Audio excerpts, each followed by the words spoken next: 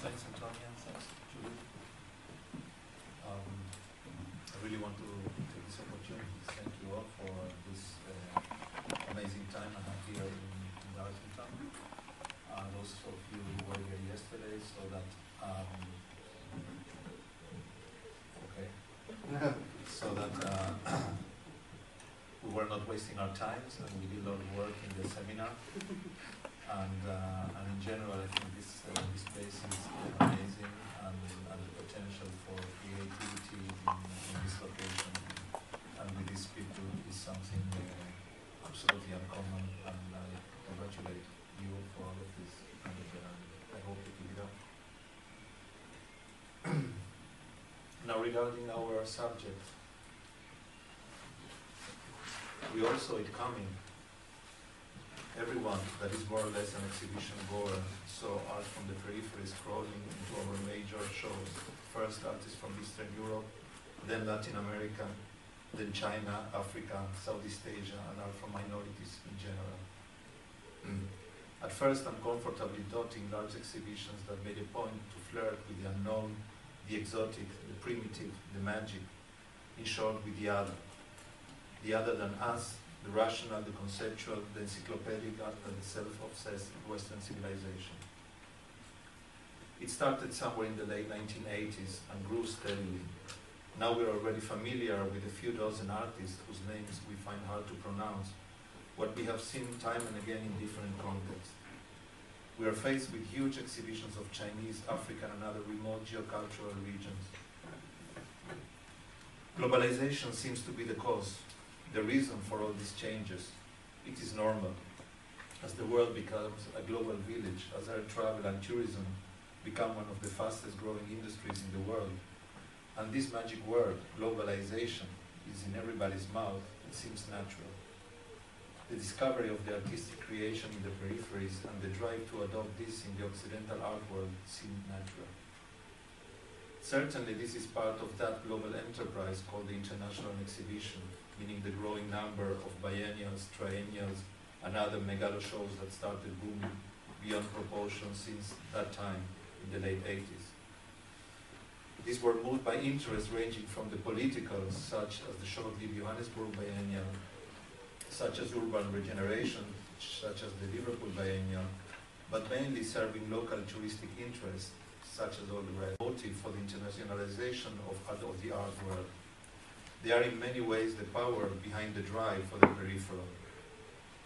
To this we should add an unprecedented booming art market, a market that has experienced a growth in the last 15 years that seems to be totally and literally bulletproof. In fact, wars and stock exchange crashes used to cause art market recessions, but not anymore.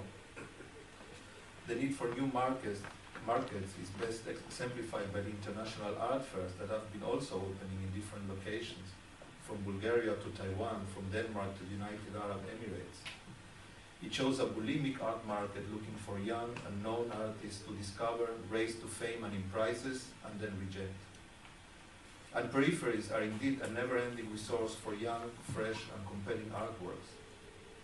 Early examples of the way the market and the institutions collaborate in creating regional hypes, for those of you who remember, are the Soviet and Eastern European art rush, right before the collapse of the Iron Curtain, and the short-lived Cuban art tsunami that was the New York galleries and museums roughly between the years 1996 and 1999.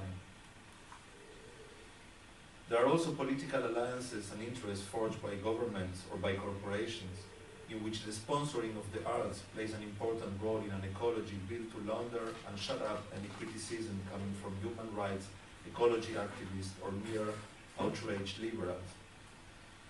After all, some of the governments of these peripheral countries are constantly blamed by the same enlightened UN and other agencies as serial violators of human rights. Such is the case as we saw yesterday in the UK with the UK and China alliance, and some African countries' doubtful dealings. We should always bear in mind that involvement in the arts, whether collecting or sponsoring, has always been just another public relations exercise, and a never-failing way of laundering names, familiar and personal histories, and murky corporate policies. I must say then that although driven by the same interest that drive globalization, that is the political and financial interest I just mentioned, we might find in the art and culture spheres in a strangely backwards position, rather stuck in colonial times. To explain this, we should for a moment go back in time to earlier colonial times and see again the way European art saw the other.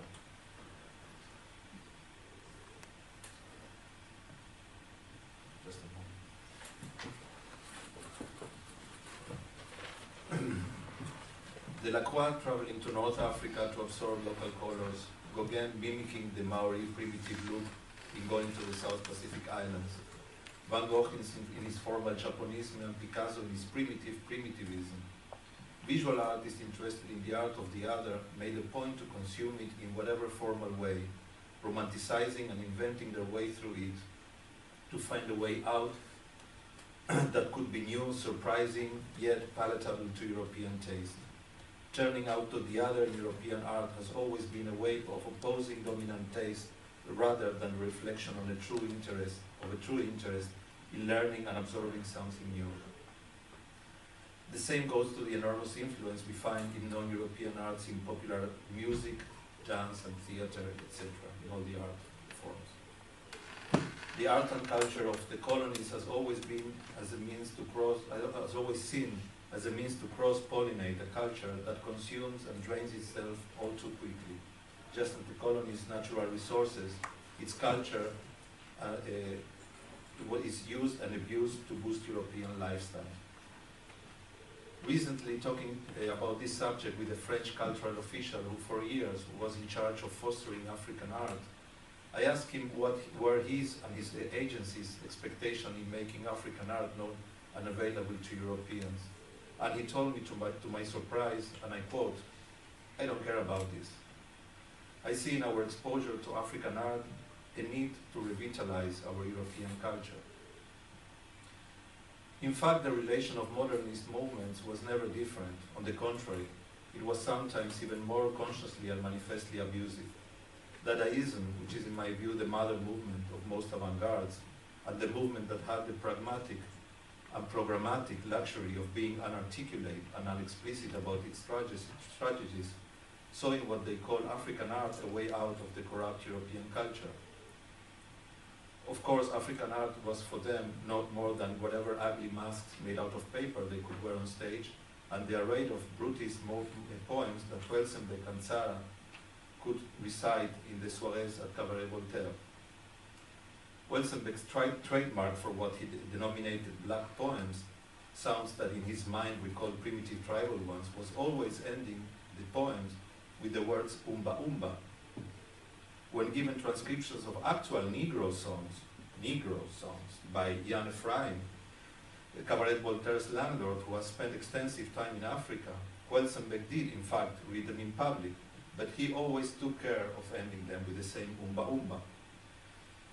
I can imagine a conversation between Welsenbeck and Jan Ephraim, in fact, where the artist would say, as my friend did, "Who cares what Negro songs really are? For me, it's only a way of attacking European taste and culture." In his views, my friend and the powerful agency he was directing are echoing a good old colonialist cultural policies that characterize European and American views of Oriental, African, Southeast Asian, Caribbean, and all the peripheral cultures as such. For all the museums of Oriental and African art we have in Europe, now new one in Paris opened a few months ago.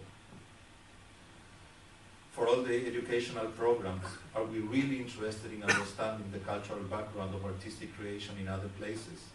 Or is it still just mining out colors, shapes, rhythms, movements, and functions, detaching them from their context and backgrounds to nurture our own culture?